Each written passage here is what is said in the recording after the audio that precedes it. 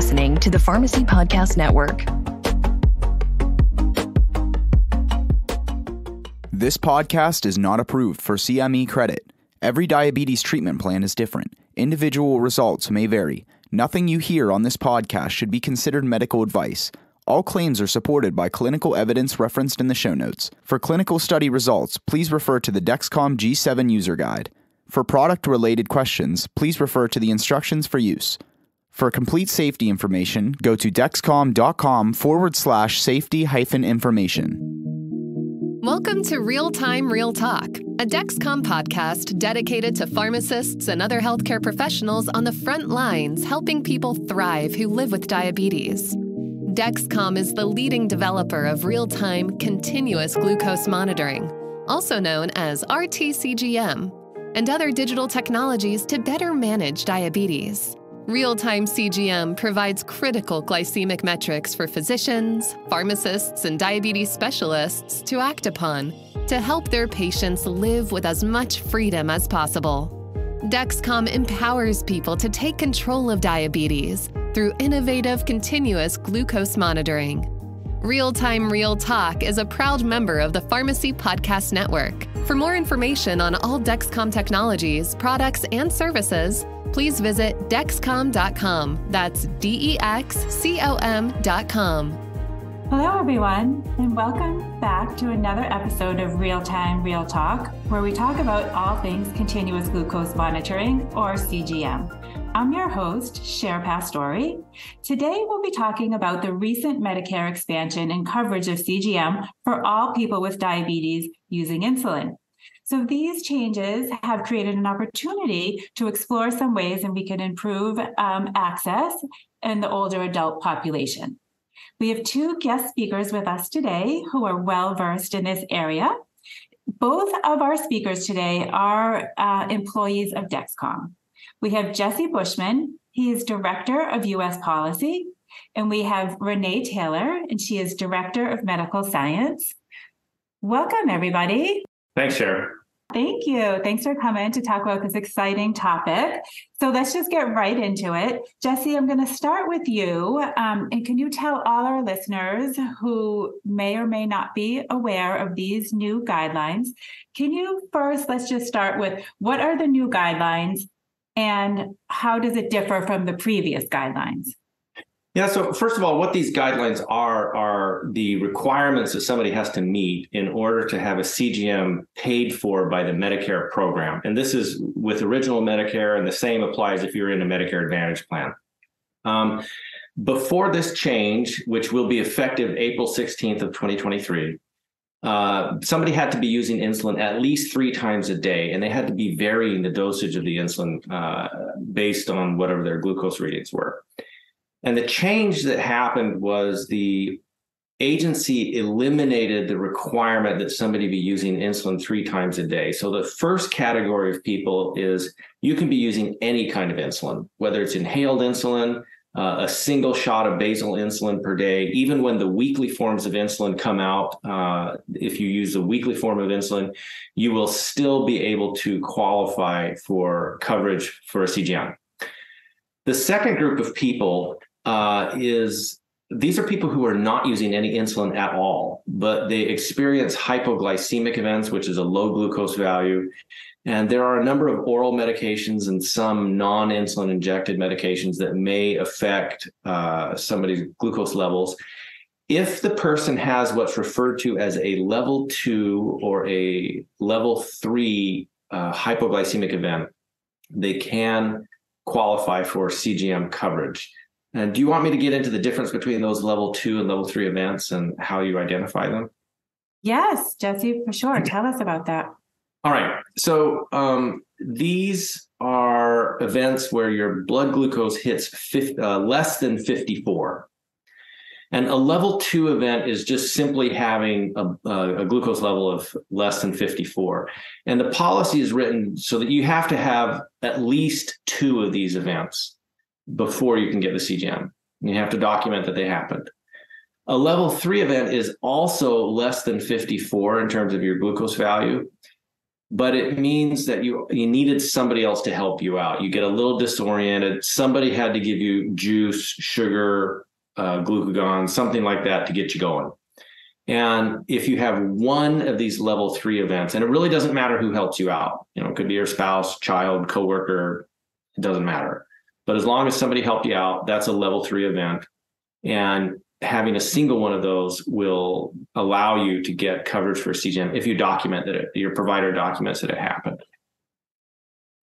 Okay, so just in case some of our listeners are listening, we have listeners from all over the world. So I'm just going to clarify that it's 54 milligrams per deciliter. And I don't know the conversion, but I know who's ever listening to this, if they're not in milligrams per deciliter, they will probably know the conversion. But that's what we're talking about in the United States, milligrams per deciliter. Correct. Okay. Now, Renee, how do these changes impact Medicare patients? So what does it mean for the patient with these changes? Yeah, thanks, Cher. Well, the consensus guidelines for the treatment of older adults with diabetes emphasize the prevention of hypoglycemia. And I think that that's one of the greatest benefits of CGM for Medicare patients. It's no secret, it's well documented that older adults are more prone to hypoglycemia. They have higher rates of hypoglycemia unawareness. They have a higher rate of hospitalization due to hypoglycemic events. It's actually double that of younger patients. And because of that, the International Consensus on Time and Range recommends that older adults spend less than 1% of their time below 70. That's less than 15 minutes a day. And I think that's really tough to do without the help of reliable, accurate, CGM. The Dexcom G6 and G7 systems specifically offer a predictive low glucose alert that provides a 20-minute advanced warning of potentially dangerously low glucose levels so that patients and their care partners can act quickly, to prevent a hypoglycemic event. And we see that the urgent low soon feature is highly utilized by our patients and has been shown to significantly reduce the amount of time spent in that danger zone. You might actually be surprised at just how critical this feature is for keeping insulin-treated patients and those at higher risk for hypoglycemia, particularly older adults, safe. Just within the last couple years, there have been more than 52 million urgent low soon alerts that have been acknowledged by patients using the Dexcom. And even more frightening is that 11 million of those alerts occurred in the middle of the night, when most folks aren't likely to recognize the symptoms of hypoglycemia. So this is a potentially life-saving feature for older adults who are just a vulnerable population. I also would just add one more thing when it comes to CGM benefits for the Medicare population. The ability to share glucose data, including alerts with care partners who may be living in their home or could be a neighbor across the street or someone across the country, has been associated with enhanced feelings of safety for both people with diabetes and their care partners. And I think it may very well help older adults who are living alone and want to remain independent in their own home. Those are just a few of the benefits. Great. So Renee, can you just tell our listeners, in case they're not familiar, what sharing glucose data is, or how would they do it? They have to download the Follow app. Is that correct? Yeah. So anybody who would like to follow someone with diabetes would download the Follow app. And there's a few steps involved in that where the patient would have to, give permission for somebody to follow them. And then they can set up specific criteria in terms of when a follower would want to be notified.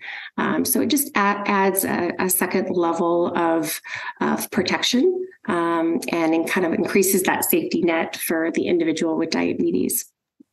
Yes. And so on Dexcom G6 and G7, we can have a person could have up to 10 followers, just so our listeners are aware. And just also so they know. So I use the follow up because I have a loved one who is on a G7. And so many times, I'm like, okay, you're 118 and dropping, please take some glucose and, make a treatment decision. So really the follow up and the ability to share data is quite amazing. Absolutely. Yes. So thank you for that. So Jessie, I want to go back to talking about the hypoglycemic events and how will the physicians document the patient's hypoglycemic events? And are there things that need specifically to be documented? Sure. So when the Medicare contractor put out their final policy, they were asked about this particular issue, like how should the providers and suppliers document the occurrence of the level 2 and level 3 events. And they've actually given 3 different avenues through which that can be done. So the first thing that they say is document the actual glucose value. And they don't say how that could happen. So it could be a finger stick, it could be a professional CGM that a physician puts on a patient, it could be a sample CGM that somebody takes home with them. If there's somebody who's aging into Medicare and they had a personal CGM that was covered under their commercial coverage before they got into Medicare, they could use the data from that personal CGM that was covered by their old employer insurance. There's not a time frame about when this has to be documented. So it doesn't have to be like within the last 3 months or 6 months or whatever. It just says it has to be documented. So that's helpful. So the actual glucose value, however you manage to get it, that's one way of documenting it. The second way that a provider could document it is simply by notating that it is a level 2 event, or in the case of a level 3 event, just notate it's a level 3 event. And then apparently you don't have to list the actual glucose value, just provide that label, and that's an understood label. And incidentally, I would say that there are a group of clinicians with Dexcom support who are working to try to get some ICD-10 diagnostic codes. We don't know how long that effort will take, but hopefully we'll ultimately have those codes, and that will make it even simpler. They can just notate the ICD-10 code. And then the third option that's been given is that a provider or patient could just provide the log from their BGM testing. A lot of those can be downloaded and given directly to a provider or shared in a medical record of some fashion. So those are the 3 methods of documenting the glucose value or the occurrence of the level 2 or level 3 event. And again, with the level 2 events, the person has to have at least 2 of them. So they have to have recurrent level 2 events. So there has to be some kind of documentation saying you had 2 of them and that there was an effort to modify therapy to adjust in between. And then with the level 3 event, there has to be a notation that the person required assistance from a third party. So there's kind of like 2 parts of the documentation: the glucose level, and you can get that in an array of ways. And then the second piece is that it recurred or that you had help from a third party. And that's how the documentation will be done. Okay. And is this different from how it was done before, or is just the metrics that are documented are different than before? Yeah. So previous to this policy, the ability to get a CGM based on your glucose levels was not part of the coverage criteria. So this information about how to document that in specific was just a moot point. It wasn't part of the policy. So this is new. Oh, good. And so, Jessie, how many people will be affected by this change? Do we know? That is a very good question. So I bifurcate that into the people who are taking basal insulin only. Because remember, the older policy was you had to be taking insulin 3 times a day. So that was basically people who were on MDI, multiple daily injections, using rapid acting insulin. We think that there are about 1.25 million Medicare beneficiaries who are taking basal insulin only. That's our best estimate. And we feel relatively confident in that. So that's a big group of people. And they don't have to have a hypo event. All you have to do with them is document, hey, Mrs. Jones is taking basal insulin. She's got Basaglar, and we've got that in our medical record. We've got a script for it. That's very easy to find. It's very easy to get those people onto a CGM, and it's supported by the standards of care from the American Diabetes Association and the American Association of Clinical Endocrinology. Where it's a little harder to say how many people are impacted is how many people are having these hypoglycemic events. Because the coding, if you want to identify these people, you can look at healthcare claims, but the coding for hypoglycemia is generic. It isn't specific to a level, which is why we're running out trying to get those level specific codes right now. So when you look at the claims codes, you can't tell whether somebody's having a level 2 or a level 3 event. You can see that they're having hypoglycemia. And then the other thing is that many people who have these level 2 and level 3 events, they just take care of them on their own. They never show up at a physician's office. They don't go to an ER. They don't call an ambulance. So we have no claims and we have no insight into that. Looking strictly at the claims and using some proxies to try to guess how many people are having these hypo events, we think that it's probably 10 to 20% of the population of people with diabetes, and that's who are not taking any insulin at all. And that's a very conservative estimate. And there are about a little more than 19 million Medicare beneficiaries who have diagnosed diabetes. Of them, about 3.5 million are taking insulin. So you take, back that 3.5 out of 19, you're looking at 15.5 million people. Somewhere in the order of 10 to 20%, probably more, are having these hypo events. And these hypo events, we know they're not caused just by sulfonylureas. There are other types of medications that are driving those events as well. And so I think the takeaway for the providers and for the patients themselves is, if you have diagnosed diabetes, figure out a way to get like a sample CGM or have a professional CGM used. Use a finger stick if you start feeling a little funny, so you can document those lows and you can get a professional or get your own personal CGM. Yeah, wow, I love that, and I like how you at the end just made it so concise. That was so helpful. That's definitely going to help our listeners out there. Renee, can you talk about any other relevant clinical studies in this area? Is the mobile study one of them, or what are your thoughts on that? Yeah, absolutely. Mobile is a landmark study, actually, for the less intensively treated type 2 population, and was largely responsible for CMS's expanded coverage criteria. Just a little background on the study. It was a randomized control trial that involved 175 ethnically and socioeconomically diverse adults with type 2 diabetes who were using 1 or 2 injections of basal insulin per day without any prandial or mealtime insulin. And notably, this study was conducted at 15 primary care centers in the US, which is where most Medicare patients that use basal insulin are treated. And the study compared randomized groups of CGM and SMBG users. And after 8 months, the group that was using Dexcom G6 experienced significant reductions in A1C, increased their time in range, decreased time spent in hyperglycemia, as compared to the SMBG group. And as it relates to the Medicare population, there was a sub-analysis of the mobile data that looked specifically at the impact of CGM on adults 65 years and older with type 2 using basal insulin only. And that sub-analysis showed that older adults using Dexcom experienced a greater increase in time and range, and also experienced A1C reduction as compared to using just SMBG alone.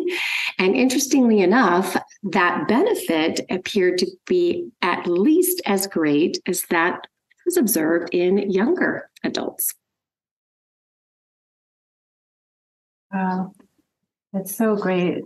The technology is amazing. And Renee, is Dexcom G7 available for Medicare patients? Yes. So CMS approved coverage for G7 for Medicare beneficiaries on February 13th, which was actually earlier than we expected. So now Medicare patients with type 1 and type 2 diabetes that meet the criteria will have access to the newest CGM technology. They'll have the opportunity to use the G7 app and G7 receiver, both of which have been designed with simplicity in mind. We think that's critically important, that diabetes technology is easy to use, particularly for older adults. And if you'd like, I could share a few words just about the usability study that we conducted just to test that. Yes, tell us. Okay, sure. So just to test how well we did on that front as creating or developing a CGM device that was reliable, accurate, and very easy to use. We conducted a human factors study where we provided G7 to adults 65 or older who had never used CGM before. We put them in a room. We gave them a small little G7 box and nothing else. And all they had access to were the instructions in the box and in the G7 app. They were simply told to put the sensor on, turn your app on, connect the sensor, and we'll see what happens. And what happened was everyone did it correctly. And in a post-survey, the participants were asked about their ability to use the instructional materials. Out of 100, they scored it almost 93. It took on average only 12 minutes to set up the G7. And when asked if they thought they could set up the system on their own, the average score was 4.9 out of 5. And they also said that the G7 showed information clearly and effectively, 4.9 out of 5. So we're really happy with those results and hope that everyone enjoys all of the benefits that G7 has to offer, particularly the enhancements as it relates to ease of use. Yes. Remember the G5, Renee? Oh, that was very well. Yes, it was a little harder to use, a little harder to insert than the G7. Yes. Okay, we only have a couple more questions. So, Jesse, I know it might seem a little strange, but I remember when you and I had a conversation about this, it seems as though there are some rules there in pregnancy. Is that right? Or they made some changes to the guidelines. And I'm just saying a little bit strange because I know we're talking about Medicare. So if you could just tell us about that. Yeah, just out of curiosity, I looked up on Wikipedia what's the oldest woman who ever had a baby, and there was a woman who was 65 who had a baby. But most of the time, people think of Medicare as older people, and that is true. It's for people who are 65 and older. But it also covers people who are disabled and blind. And as a consequence of that, there are several 100,000 women of childbearing age who are covered by the Medicare program. And there are several thousand births that are covered under that program every year. But more importantly, the Medicare coverage criteria are pretty frequently copied or mirrored by Medicaid programs. And the Medicaid programs cover about 43% of the births in the country.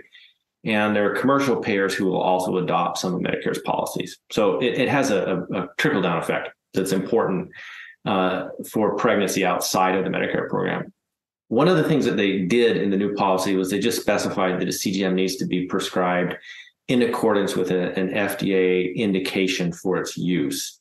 And the FDA has cleared the Dexcom G7 system for use by pregnant women. And so what that means is if a woman is pregnant and wants to get a CGM, she can go right ahead and get it. There's no barrier to that. Well, by pregnant women who have diabetes.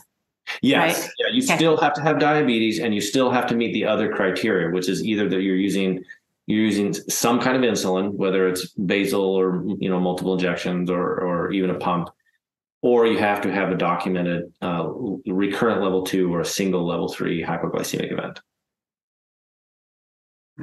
Okay, Jesse. So I feel like we just need to say that again. So you're saying if a person, not for the pregnancy, sorry, just for this change in guidelines. So even if a person is not on any form of insulin at all, but they have the level 2 or level 3 event, not on insulin, they will be covered by Medicare if they have those occurrences. Correct.